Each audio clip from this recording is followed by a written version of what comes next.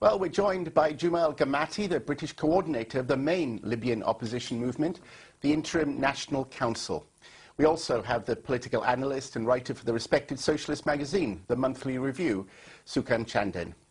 And on the phone, the editor of the online newspaper, Libya, Almost Takba, Hassan El Amin. Thank you all for joining us. Jum'ah, the West shouldn't be arming you, should it? Because it's illegal. And in fact, that's been confirmed this afternoon by the French Foreign Minister and the Secretary General of NATO, that the West actually can't do it. It would break international law.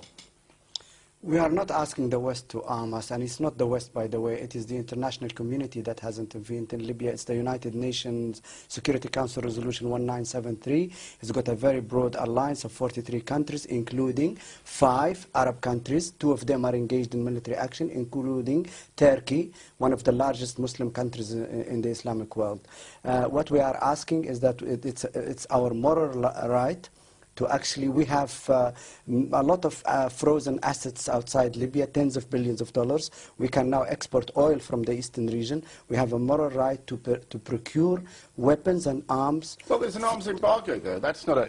That's the point of. Yes, that means you can't. You can collect the money, but you can't spend it. Okay, the Security Council can do something about that, because you cannot have 2 sides where one side is defending the towns and cities, the families, the children and the women and the Libyan population with very light arms, and you have a mad despot spinning out of control, waging a total war against the Libyan population using tanks, multi-rocket launchers and heavy artillery, and shelling them from the sea as well, and with the intent to kill as many civilians as possible. Already in 5 weeks killed over 10,000 people, including children, women and old people. This is a moral situation. So we need to find arms. We could go to our Arab neighbors, we could go to our Muslim brothers, we could go to anywhere who's willing to sell us and supply us arms, and if there is an embargo, then the Security Council has to review that. Sukant Chandan, I mean, it's fair enough, isn't it, really? Here's a leader who's talked about his people as drugged up cockroaches and things, and, you know, really, isn't there a duty for the outside world to try to prevent the killings of civilians, which is what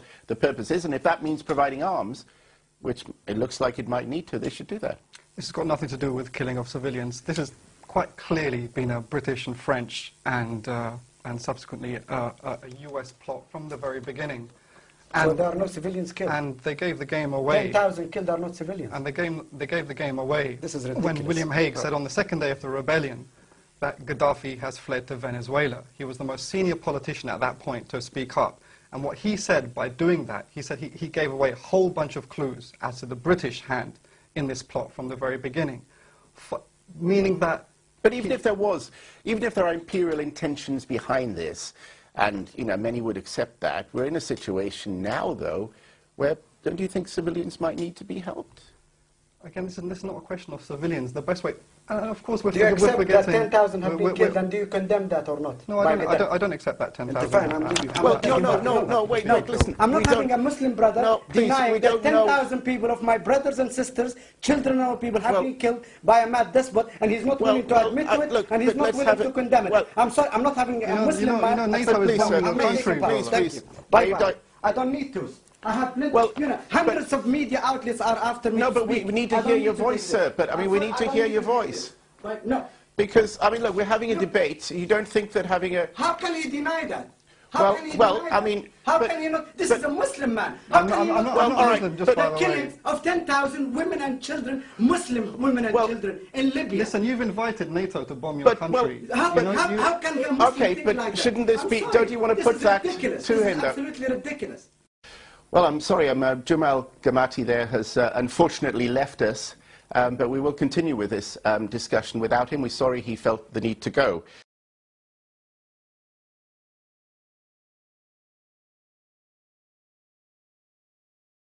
نعم. ماذا يعني هذا كان حوارا يعني في أحد القنوات. نعم دكتور. هذا الحوار يقول لا يجب على الغرب تسليحكم، يتكلم فيه يقول ما يجبش على الغرب تسليحكم، يقول لا لا لا لا لا لا لازم الغرب يسلحنا.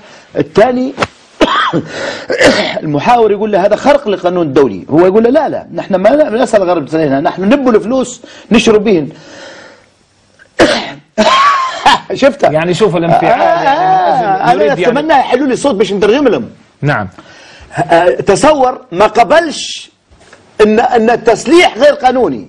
نعم. يعني يريد السلاح هذا الجبان، هذا الجبان الذي غادر المكان، هذا الجبان لانه وجه بالحقيقه من مش من ليبيين، وجه بالحقيقه من غير ليبيين.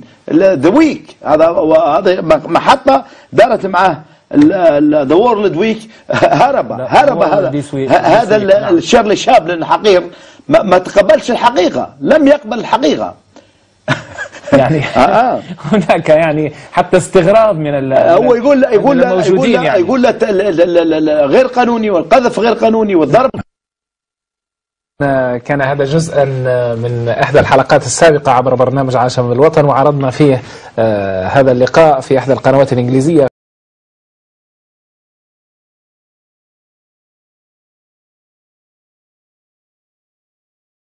في اللقاء لاحظنا تسنجا كبيرا من قبل المدعو جمعة القماطي، وأنت كنت مستغرب بعض الشيء.